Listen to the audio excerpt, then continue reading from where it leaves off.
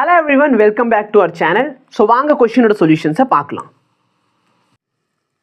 The period of oscillation of a simple pendulum, period of oscillation of simple pendulum கொடுத்துட்டாங்க. இதில் absolute error கேட்குறாங்க. இது வந்து NCERT புக்கில் இருக்க ஒரு எக்ஸாம்பிள் கொஸ்டின் தான். ஓகே, அப்போ நம்மளுக்கு absolute error வேணும், average value of absolute error வேணும். அப்போ ஃபர்ஸ்ட் ஆஃப் ஆல் எனக்கு ஆவரேஜ் வேல்யூ தெரியணும். ஆவரேஜ் எப்படி சார் கண்டுபிடிப்பீங்க? ஸோ இது வந்து A1 வச்சுக்கோ, இது A2, இது A3, இது A4, இது A5. அப்போ என்னோட A ஆவரேஜ் வேல்யூ சரியா, இதை ஆவரேஜ்னு வச்சுக்கலாம். A average is equal to A1 plus A2 plus A3 plus A4 plus A5 whole divide by 5. So 2.63 plus 2.56 plus 2.42 plus 2.71 plus 2.80 whole divided by 5. கரெக்டா?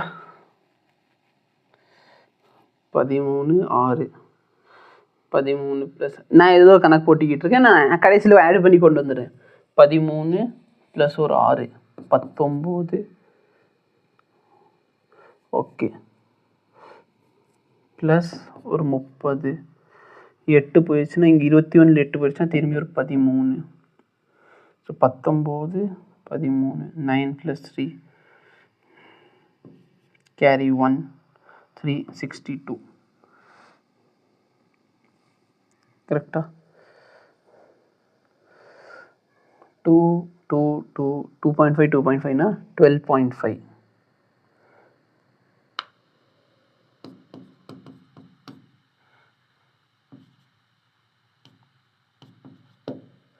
$13.12 வருதா இல்லை 14? நான் எங்கேயாச்சும் கேல்குலேஷன் மிஸ்டேக் பண்ணி தான் பார்ப்போம். 2.63 plus 2.56 plus 2.42 plus 2.71 plus 2.80. Yes, so 13.13 வருது. சரி, 13.12 நான் கரெக்டாக தான் சொல்லியிருந்தேன். சரி, நல்லா பாரு, இன்டூ 5 போடுறது கஷ்டம் நிறைய பேருக்கு. அப்போ என்ன பண்ணிடலாம், இதை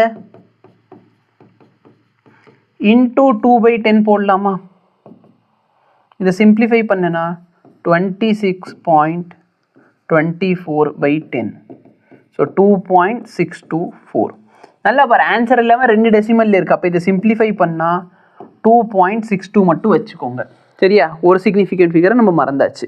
ஏன் சார் எல்லா ரீடிங்குமே எத்தனை சிக்னிஃபிகண்ட் ஃபிகரில் இருக்குது? 3 சிக்னிஃபிகண்ட். அப்போ இந்த ஆன்சரை நான் என்ன பண்ணிக்கிறேன், ரவுண்ட் ஆஃப் பண்ணி 2.62 போட்டுக்கிறேன். இது எப்படின்னா நிறைய பேருக்கு புரியலன்னா இந்த நம்பரை வெயிட் பண்ணி ஈக்குவல் டு இந்த நம்பரை 5ஆல் டிவைட் பண்ணி காமிச்சிடுறேன். கரெக்டாக இருக்கா கேல்குலேஷன்? Okay sir. இப்போ எனக்கு ஆவரேஜ் வேல்யூ வந்துருச்சு. அப்போ எனக்கு எரர் வேணும். ஸோ ஆவரேஜுக்கும் இந்த வேல்யூக்கு இருக்கிற டிஃப்ரென்ஸ் எவ்வளோ? ஸோ A1ல் இருக்கிற எரர், அப்சல்யூட் எரர், இதை நான் எப்படி எழுதுவேன், டெல்டான்னு எழுதுவேன். கரெக்டா? Delta A1. இந்த டெல்டா A1 வந்து அப்சல்யூட் வேல்யூ, அப்போ நெகட்டிவில் வராது. அப்போ நீங்கள் என்ன பண்ணுவீங்கன்னா A1க்கும் A ஆவரேஜ் இருக்குது பார்த்தியா, அதுக்கு இருக்கிற டிஃப்ரென்ஸ். சரி, எது சார் A1? இது A1. இதுக்கும் இந்த ஆவரேஜ் இருக்கிற டிஃப்ரென்ஸ் எவ்வளோ வருது?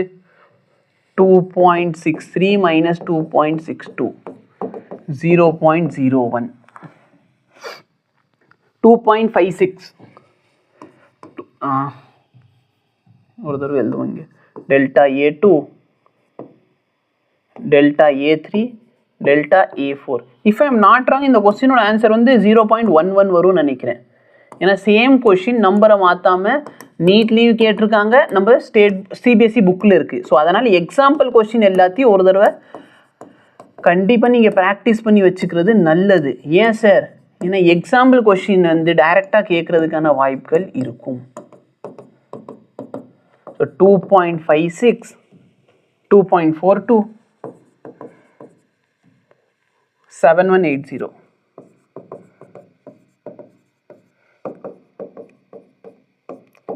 .06 நெகட்டிவ் வராது, பாசிட்டிவ் மட்டும்தான் வரும். அப்சல்யூட் எரர் எப்பயுமே பாசிட்டிவ் மட்டும்தான்.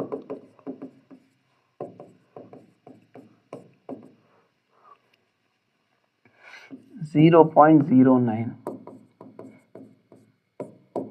0.18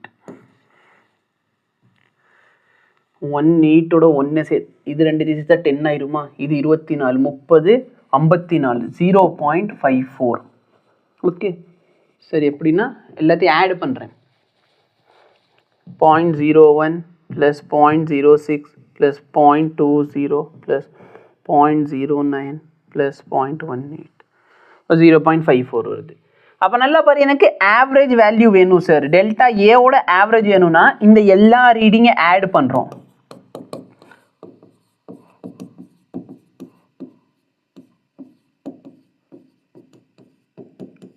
divided by number of number. 5 number இருக்கனால 5ஆல் டிவைட் பண்ணிக்கிறேன். அப்போ ஆன்சர் என்ன சார்?